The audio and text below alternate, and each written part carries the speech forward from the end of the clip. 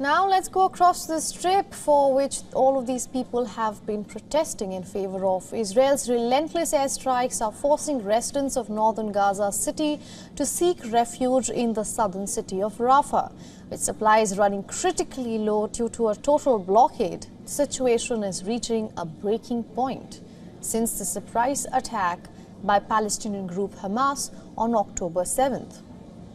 Now, both sides have suffered devastating losses that needs to be noted. According to the United Nations, desperate Palestinians in Gaza burst into aid centers after more than 3 weeks of siege and bombardment. This is Israel's escalated ground operations in the Hamas-run territory.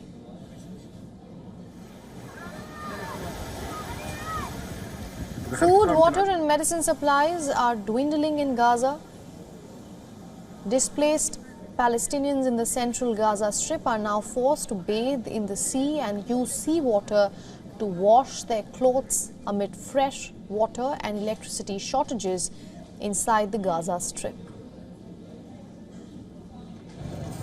Meanwhile, a Gazan medic also said with the communications blackout, ambulances have to look for smoke rising in the air to locate the site of an Israeli airstrike. انقطعت الاتصالات، هناك قصف في عدة مواقع، ربما نحن واقفين الآن يتم قصف أي موقع على الدخان الذي يتصاعد من مكان الانفجار، ربما نحدد نوعا ما مكان القصف فنوجه سيارات الإسعاف، حتى سيارات الإسعاف التي تخرج لمكان الاستهداف يتم يعني لا يوجد اتصال بيني وبين سيارة الإسعاف بسبب عدم وجود حتى اللاسلكيات.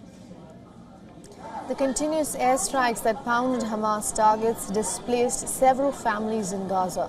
Footage released by the Palestine Red Crescent Society showed Palestinian families bedding down for the night outside a hospital.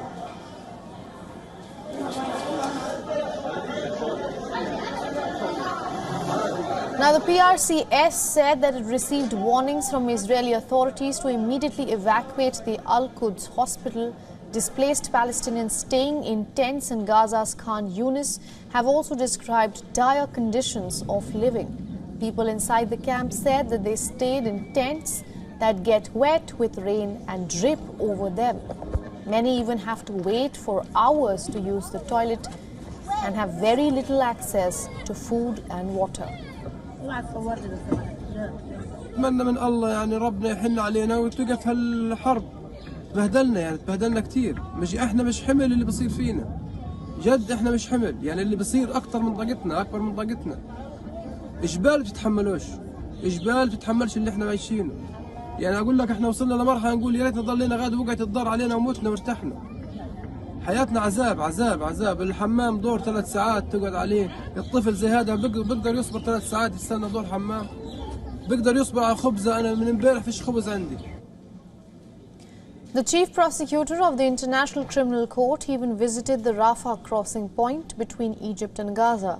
He called the current days of fighting as the most tragic days of Gaza. He further said that he was determined to place protections bound by international law on civilians in both Gaza and Israel wherever possible.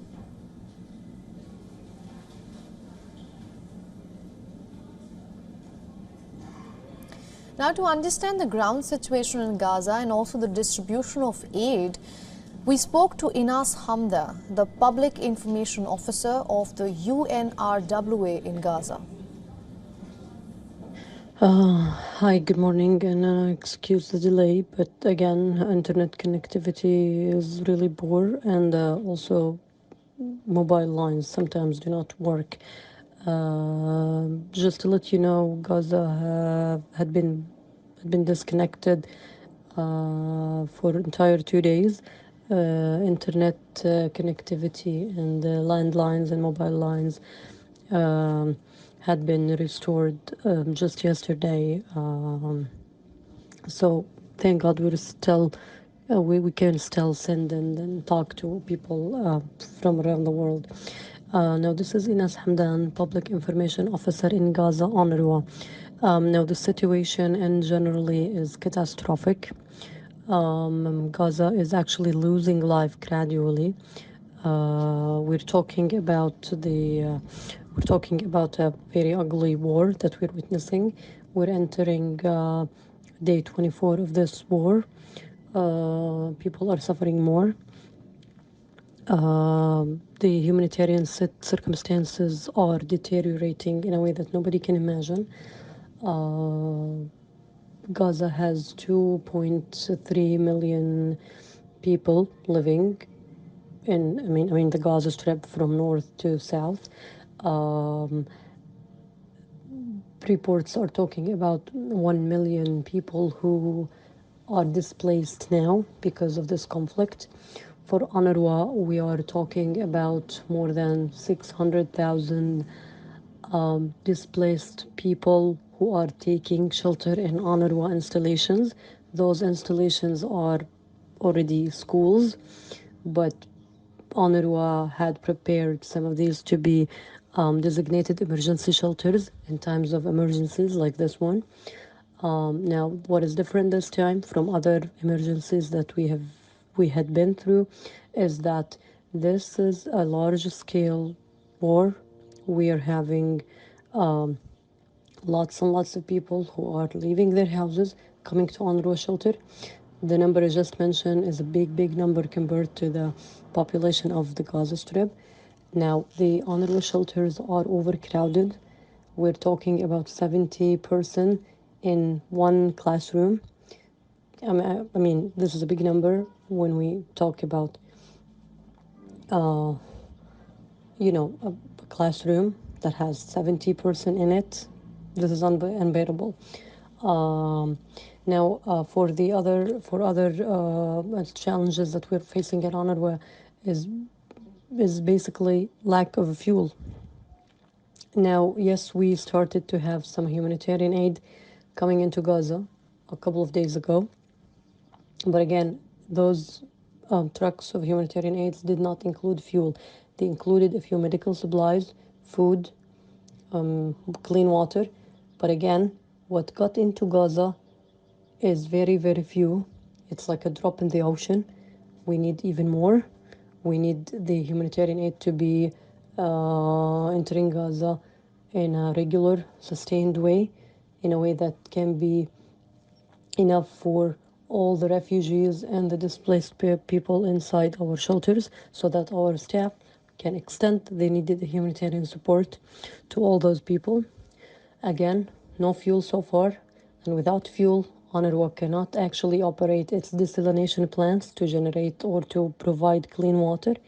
We cannot operate our water wells to get water for people to use for their daily life.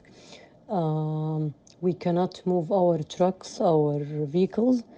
These vehicles are important to transfer the humanitarian support from one place to another. Without fuel, we cannot definitely do this. So again, fuel is the lifeline.